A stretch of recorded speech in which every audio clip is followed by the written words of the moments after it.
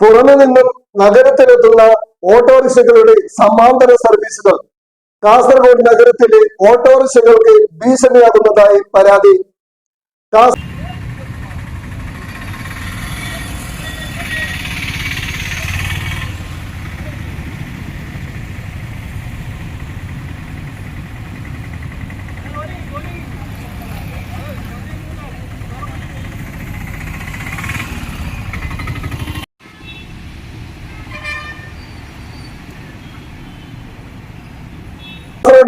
Club ജംഗ്ഷനിലെ bus കാത്തിരിപ്പ് കേന്ദ്രത്തിൽ ഓട്ടോറിക്ഷകളുടെ സമാന്തര സർവീസുകൾ നിരോധിച്ചുകൊണ്ട് ട്രേഡ് യൂണിയനും ട്രാഫിക് പോലീസും അറിയിപ്പ് ബോർഡ് സ്ഥാപിച്ചു കഴിഞ്ഞു.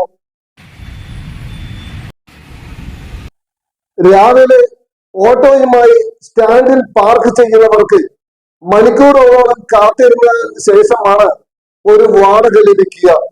അതേസമയം നഗരത്തിലെത്തുന്ന പഞ്ചായത്തുകളിലെ ഓട്ടോറിക്ഷകൾ ആളുകളെ വിളിച്ചു കയറ്റി സമാന്തര സർവീസ് നടത്തി പണമുണ്ടാക്കുന്നു.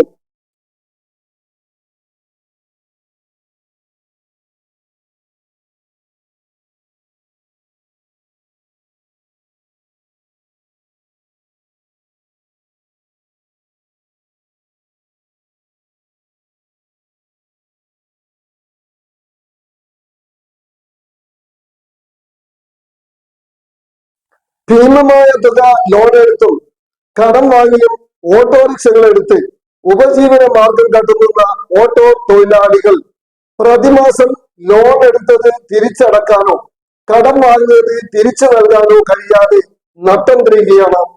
അന്നന്നത്തെ ജീവിതം പോലും തള്ളി നീക്കാൻ കഴിയുന്നില്ല. രാവിലെ വണ്ടിയിലൊഴിച്ച പെട്രോളിന്റെ പണം പോലും തൊഴിലാളികൾക്ക് ലഭിക്കുന്നില്ല. ഇതിനിടയിലാണ് സഹജീവികളുടെ സമാന്തര സർവീസ് ഓട്ടോ തൊഴിലാളികൾക്ക് പാരയായി തീരുന്നത്. സ്കൂൾ ടൈമിലാണ് ഇതേറെയും ഒച്ചപ്പാടിന് കളമൊരുക്കുന്നത്.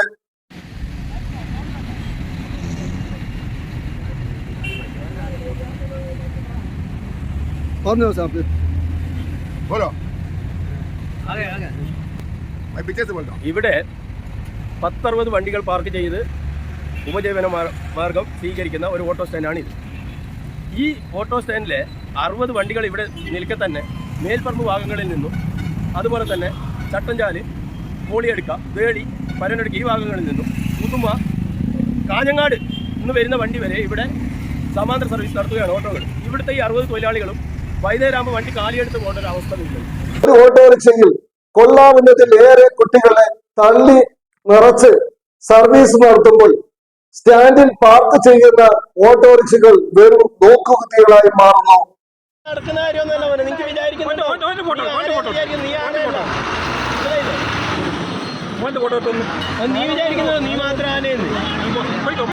സാറ് നമ്മൾ പറഞ്ഞത് അനുസരിക്കാണ്ട് ഭീഷണിയോട് കൂടിയിട്ടാണ് എടുക്കുന്നുള്ളത്.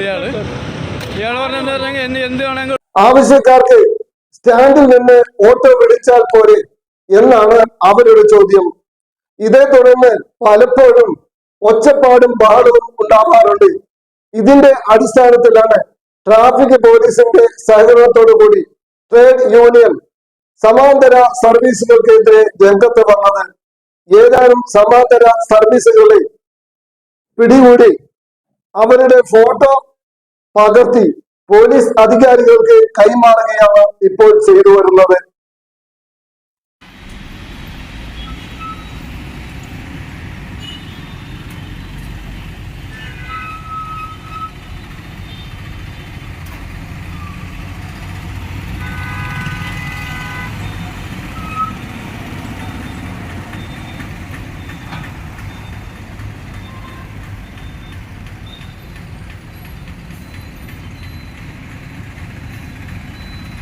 This news by Jayanathan Dusk.